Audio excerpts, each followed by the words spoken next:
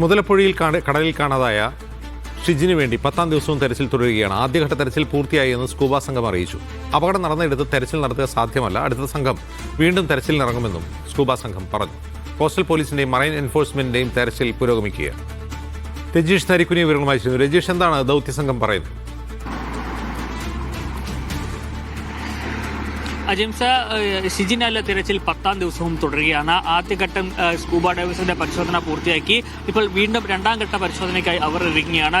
രാവിലെ 30 മീറ്റർ വെച്ച് 60 മീറ്ററുള്ള പരിശോധന നടത്തിയെങ്കിലും കാര്യമായി ഒന്നും തന്നെ കണ്ടെത്താൻ കഴിഞ്ഞില്ല. ഇനി വീണ്ടും ആ ഭാഗത്തും അതിന് ഓപ്പോസിറ്റ് നേരത്തെ പരിശോധന നടത്തിയതിന്റെ മറുഭാഗത്തും സ്കൂബ സംഘം പരിശോധന നടത്തുമെന്നാണ് അറിയിച്ചിട്ടുള്ളത്. എന്തായാലും മറൈൻ എൻഫോഴ്സ്മെന്റിന്റെയും ഒപ്പം തന്നെ പോസ്റ്റൽ 5 പോസ്റ്റൽ ഗാർഡിന്റെ അടക്കമുള്ള നേതൃത്വത്തിലുള്ള പോലീസ് സ്റ്റേഷന്റെയും ഒക്കെ നേതൃത്വത്തിലുള്ള സംഘം ഇവിടെ പരിശോധന നടത്തുന്നുണ്ട്. ഒപ്പം മത്സ്യത്തൊഴിലാളികളും പരിശോധന നടത്തുന്നുണ്ട്. ഇതിൽ വിവിധ സംഘങ്ങളുടെ നേതൃത്വത്തിലുള്ള പരിശോധനയാണ് നടന്നുകൊണ്ടിരിക്കുന്നത്. സ്കൂബ സംഘം അല്പസമയം രാവിലെ 7 മണിക്ക് തന്നെ ഈ പരിശോധന ഇന്നും തെരച്ചിലായി എത്തിയിരുന്നു. അതിനുശേഷം 9 മണി വരെ തെരച്ചിൽ ഏകദേശം നീണ്ടു നിന്നു. പിന്നീട് അല്പം വിശ്രമിച്ച ശേഷം വീണ്ടും അവർ ഇപ്പോൾ പരിശോധനയ്ക്ക് ഇറങ്ങാൻ പോവുകയാണ്. എന്തായാലും 10ാം ദിവസമെങ്കിലും ഷിജിനെ കണ്ടെത്താൻ കഴിയുമെന്ന പ്രതീക്ഷയിൽ തന്നെയാണ് കുടുംബമുള്ളത്.